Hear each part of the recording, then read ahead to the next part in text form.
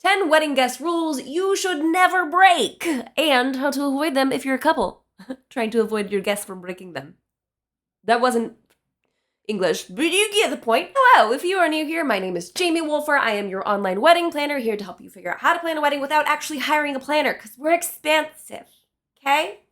We are. We're worth every penny, don't get me wrong, but some of us don't have the pennies.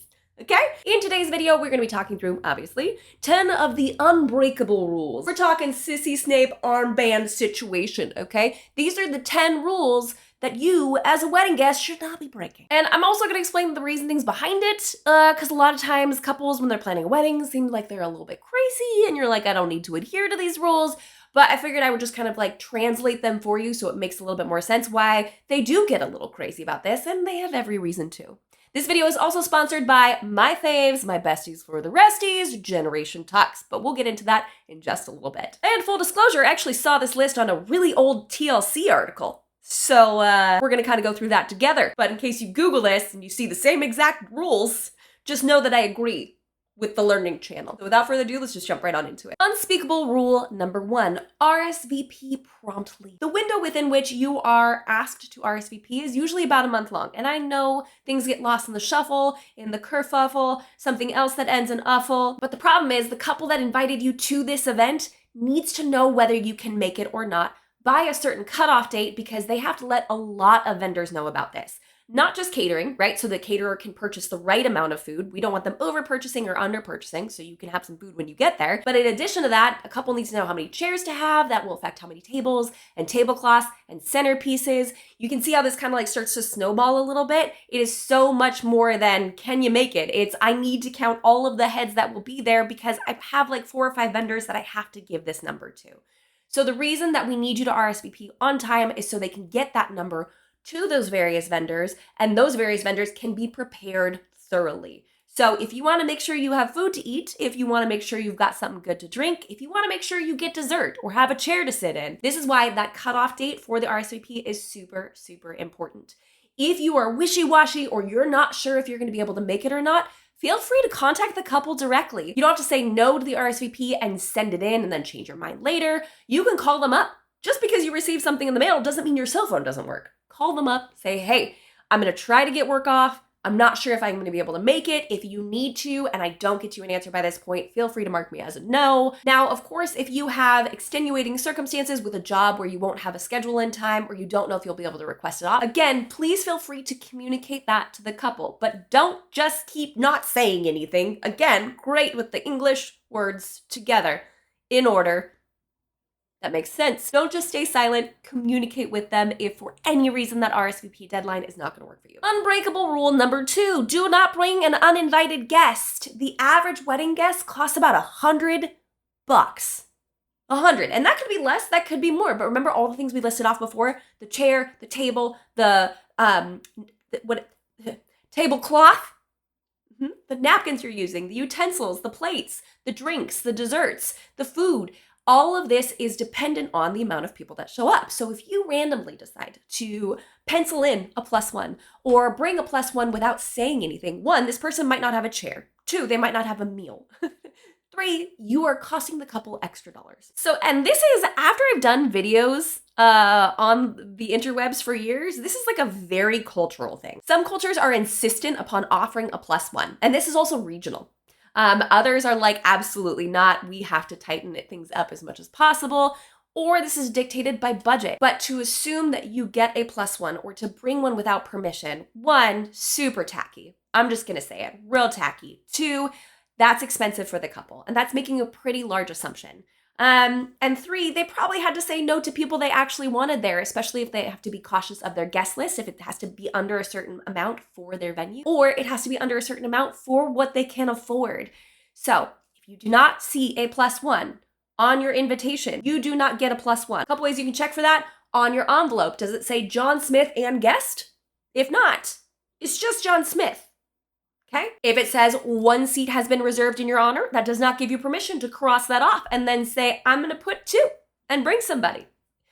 That's not how this works. Again, making these assumptions means you're costing the couple somewhere in the neighborhood of $100, and that's a lot. Unbreakable rule number 3, please know when to call a babysitter. Remember how we talked about how expensive it could be to bring in a +1? Some couples are totally down to have kids at their wedding. Some couples are not. They have a multitude of reasons for this. In fact, we just did a video last week from some wild Reddit stories, absolutely wild, about having kid-free weddings. I'll link right here if you want to check that out. Just people have reasons. And they don't necessarily have to explain it to absolutely everybody. Let's just return to the $100 per person thing. So if you have 4 kids, I have 4 kids. One of them is still nursing, so like that doesn't necessarily count when it comes to the overall head count. But like that's an additional $300 for all of my normal food eating children. That's a ton of money, and that's a very big ask. So if you receive any indication that it is a child-free wedding or they've requested that no children be present, please respect that, because that's a ton of money. Returning to the outside of the invitation, this is a great indication of who's invited. If it's Mr. and Mrs. Smith, that's just you as the couple. If it says the Smith family, that is your entire family. If for any reason you're confused about this, feel free to reach out to the couple, ask some questions, but please know that it may not be because they think your children are going to be completely misbehaved, right? It may just be because that's hundreds of dollars that frankly they can't afford. Unbreakable rule number 4, please arrive early to the ceremony. This is something that I have discovered is, again, very cultural and or regional. Because I die on this hill. I believe that invitation time should be the start time. Do not like it. I don't like it when the invitation time is not actually when we start, and like couples push it 15 or 30 minutes later on purpose, because that means like the first guests are hanging out there for a while. Now, if you happen to ever show up late for an event, it's totally fine. Just wait at the back or outside the ceremony location, depending on how it's laid out, until the couple has processed, until they've walked down the aisle, and ideally there's going to be some sort of vendor there to like guide you to a seat. But do not, for the love of all that's holy, this is Unbreakable Rule 4.2, okay? Please do not try to rush into a seat before the couple walks down the aisle. Do not rush to a seat if the bride is right there. Like, don't do it. Just stand off to the side and wait. If you can, arrive 30 minutes early, fantastic. 15 minutes early, great. Please take into account traffic, parking, and I know people are late in general, so just remember the 4.2, okay? Unbreakable rule number 5 might be the only one that I am kind of on the fence about. So, dear Learning Channel, we might have to disagree on this one. And they say, be sensitive about sharing online. And I'm here to tell you, if they've got a hashtag, they want you to share, okay? If they don't want you to share, you're probably going to see an unplugged wedding sign. So those are going to be the 2 striations. Does that word work here? Sure. Those are going to be the 2 things that would possibly be communicated. If you see a hashtag sign, they want to see the photos. If you don't, they might not. But if you see an unplugged ceremony and or an unplugged wedding sign, then that means they don't want them being shared. So oftentimes, I actually don't see this being a massive problem. Really and truly, I know a lot of couples the morning after really want to look at photos from their wedding. They've planned this for so many months, if not so many years. And so the next morning, they're still kind of riding the high and they want to re-experience it. So I don't see the harm in taking photos or videos. You could post them, you could not. This one's kind of a wash for me. The only time I will say that this should probably very much definitely be followed is Unbreakable Rule number 6, and that is unplug during the event. First and foremost, just always double check that your phone's on silent, not vibrate, okay? Because that still makes noise. Vibrations make noise. And if you see an unplugged sign or someone says, like the minister or the officiant says, ladies and gentlemen, this is an unplugged ceremony. Please don't take pictures. That rule applies to you, Aunt Pam. It does. Whether you think it does or not, it does. Because the couple's paid like multiple thousands of dollars to have a professional photographer there. And it's really disheartening for them to get photos back of their event and to have this like ruined by your iPad or your DSLR. Okay. And that's great that you take photos for the family and you create family albums. That's delightful. sheerly delightful. But please, if they went as far to put it on a sign, then they would like for that to be followed. Unbreakable rule number 7, follow the dress code. You're seeing quite the resurgence of a more structured dress code, or asking guests to wear a certain color palette. And this is like a very mixed bag. Some people love it, some people hate it. But if they share a specific dress code with you, there's a reason for it. And if dress codes are at all confusing, please feel free to check out this video that I did on decoding dress code. You like what I did there? Funny. Because I know sometimes it can get really confusing. But this is why I absolutely love Generation Tux. Enter the sponsored portion of this video. Generation Tux has a whole myriad of suits for you to choose from, but all of them are safe bets. I talk about them in a lot more detail in the video that I mentioned before. If you missed the card up above, I will leave that linked in the description box below. But what I love about Generation Tux is that they have a suit or a tux for practically any dress code a couple can throw at you, and a huge variety of accessories to choose from as well. Even as a wedding guest, if you are receiving something with a dress code and you're like, I don't have something for that, especially if you get one of those really specific dress codes that requires a certain color and you want to make sure your accents are matching accordingly. I knew I had these lying around here somewhere. Generation Tux offers free samples. So whether you're the wedding couple or you are someone who is struggling to try to figure out how to meet this parfait color, may I suggest contacting Generation Tux to get some free swatches. To make sure that whether you're a couple watching this and selecting for your wedding party, or you're someone who's just been given a little bit more of a difficult dress code to follow, that you can snag some free swatches and make sure that you have the perfect match for the color palette. And they also have swatches for the suit material themselves. So whether you're looking to stand out in a bright blue or make a classic statement in more of like an iron gray tone, they have got a suit for just about everybody. You see what I did there? So if you want to check out Generation Tux and their free swatches to make sure you are looking picture perfect, check them out right here. Unbreakable rule numero 8, that high school Spanish really coming in overtime. Stick to the registry, please and thank you. Well, and if you for some reason decide to stray away from the registry, like, give a gift receipt.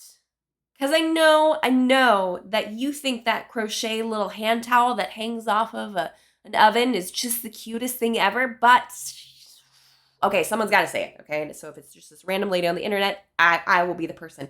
They might not like it. So in my opinion, it is way better to get something for a couple that they're actually going to use and enjoy and they've requested than it is for you to stray off of the very clearly delineated path of their requests. They might already have the item that you're, maybe they already have crochet hand towels, okay? So like pump the brakes. Okay, they might not need more. They might have a small place and they simply cannot pack more stuff in. And that might get really awkward when you buy them an 18-inch by 12-inch toaster oven and they have a postage stamp kitchen. Additionally, they might have lived on their own or together for a while and they just don't need that kind of stuff. Okay, so just because you're excited about the gift giving, I'm an excited gift giver as well, that doesn't necessarily give you the right to stray away from the registry. Now, there is a caveat to this, all right? Because there are those couples that are like, we don't really know what to ask for, so we're just going to register for like 2.5 things. And then there's nothing on there. Again, you are allowed to contact the couple with questions throughout this process. You don't need to only communicate via snail mail. If that's how they send you the save the date, the invitation, you're not limited to that. Your phone still works. Feel free to contact them and ask them, all right? Or if you're feeling a little jazzy and you feel like you want to like put together something outside of what they offer, call them first. They invited you to their wedding. They're excited for you to be there. So please, if you feel the need to buy something crocheted, get it for yourself. Thank you. Unbreakable rule number 9. And this one's important. Muy importante. Know your limits. Drunk wedding guests are very rarely as much fun as they think they are. They're just not. Now, there's nothing wrong with having a couple of drinks, all right? I'm not here to be the party pooper, but I literally will be, okay? I will be George Banks. Every party has a pooper. That's why they invited me, the wedding planner, to make sure if you imbibe too much, I will shepherd hook you out of there, okay? I will make sure the bartender cuts you off faster than you can say supercalifragilisticexpialidocious. That is not happening. It's miserable. Get toasted and weird in your free time. You do you, Boo Bear. But when it comes to a couple's wedding day, please let the attention stay on them, okay? And let's avoid dancing on tables. You are not Coyote Ugly. Let's avoid yelling. You are not at a sporting event. And let's avoid puking in the bushes. You are not the landscaper, okay? And that is not what landscapers do. And last but most certainly not least, unbreakable rule number 10, please enjoy yourself. Enjoy yourself. A lot of money, a lot of time, a lot of effort, a lot of thought went into this wedding day. They had a limited guest list. At a certain point, they started cutting people off. You received an invitation because someone wanted you there. So show up and throw on a smile and enjoy yourself. Get on the dance floor, enjoy the food. They spent a lot of money on it and they want you to really and truly enjoy yourself. All right, wedding couples watching this, which one is the most important rule that you are hoping your guests don't break? Let me know in the comments down below. Which one's mine? It's the know your limits one. That one drives me the most crazy. So crazy. Drunk guests think they're so fun. They're so not. So that's what we have for this week's video, guys. Thank you so much for watching. Generation Talks, thank you so much for being the bestie for the restie with the most incredible suits at incredible prices and an incredible selection of colors to choose from to make sure that whether it's the wedding couple or the wedding guest wanting to have the perfect color for their wedding day, they can with you guys, with your free swatches. We love the word free around here. If you like this video, jump on down there, hit the like button, and subscribe to this channel for more tips and tricks for the modern day bride. And if you're a wedding guest or have been a wedding guest or think you might be a wedding guest, which one of these rules do you find the most annoying? Oh yeah, I'm stirring that pot. And until next week, bye guys!